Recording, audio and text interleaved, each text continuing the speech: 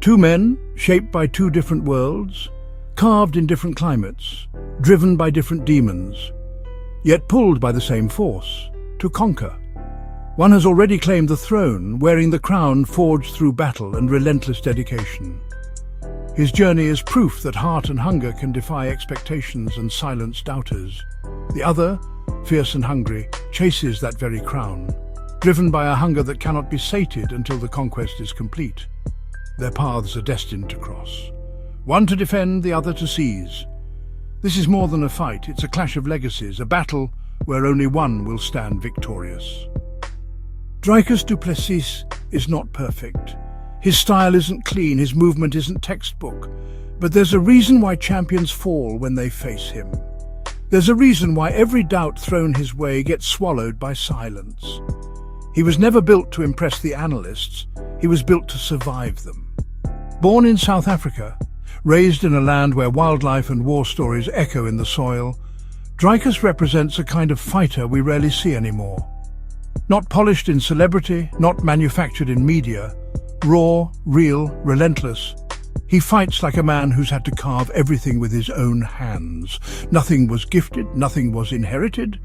In his country, the lion is more than a creature, it's a symbol, a spirit, the king of the jungle.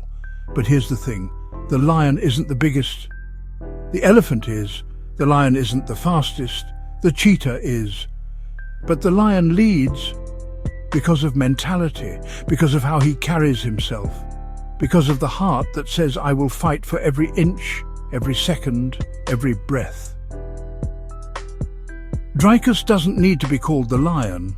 His life already roars it, the way he pushes through exhaustion, the way he drowns doubt with action, the way he takes damage and still moves forward. It's not grace that makes him dangerous, it's grit.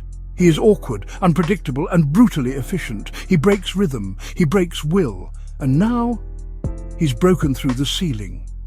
The middleweight crown sits heavy on his shoulders, not because he was destined, but because he dared, because he kept believing when the world didn't, because he turned every question mark into a period. Now he stands as the battle-proven champion. A man who didn't inherit the throne, he hunted it. He didn't come to fit in. He came to lead.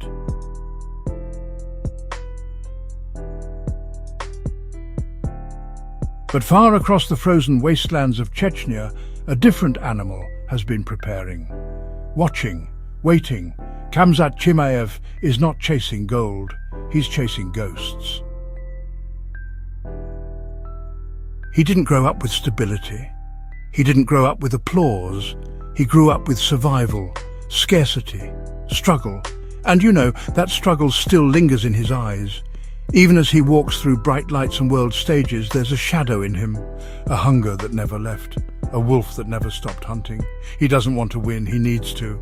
Khamzat trains like he's being hunted, like every session is the last before war. He's not obsessed with fame, he's obsessed with erasing weakness, every round, every takedown, every punch. It's not for show, it's for something deeper, something ancient, something primal.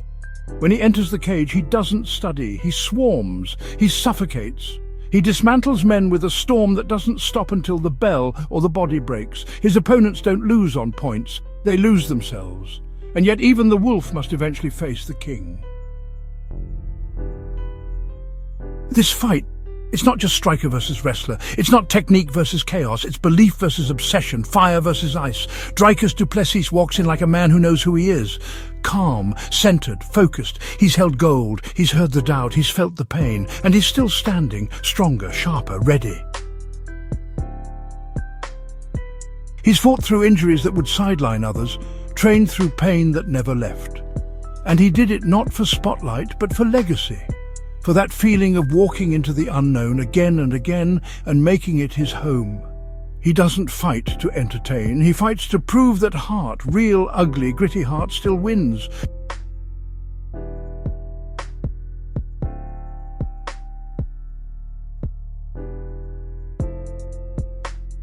On the other side, Khamzat is a storm wrapped in discipline.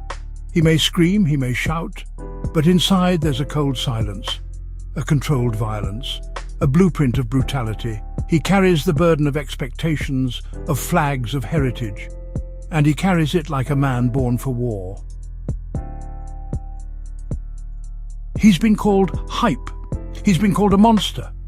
But strip the labels away, and what you find is a fighter who's never satisfied. A man who punishes himself harder than anyone else ever could.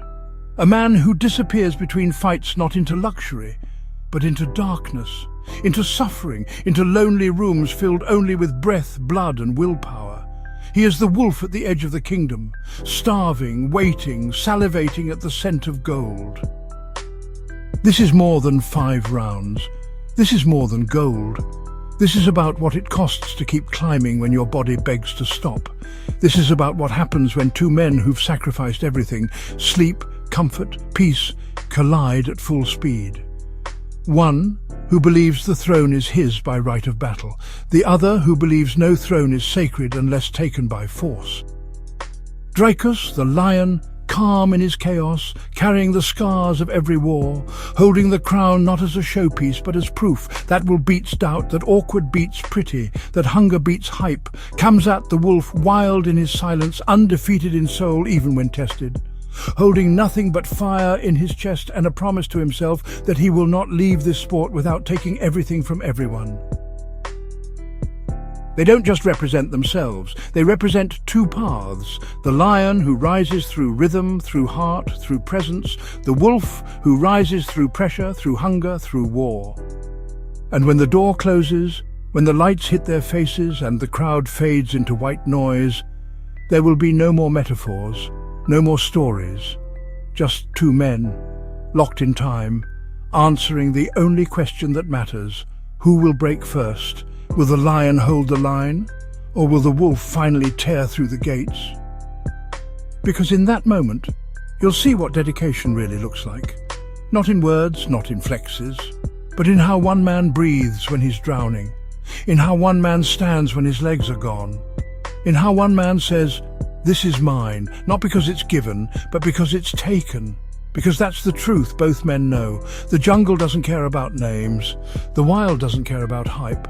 Only one rule remains: the strongest survives.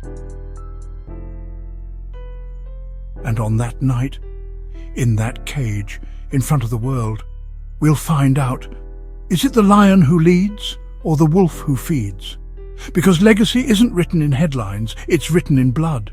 And on fight night, 2 men will step in, but only one will walk out wearing the soul of the other. The lion and the wolf, only one will howl at the end.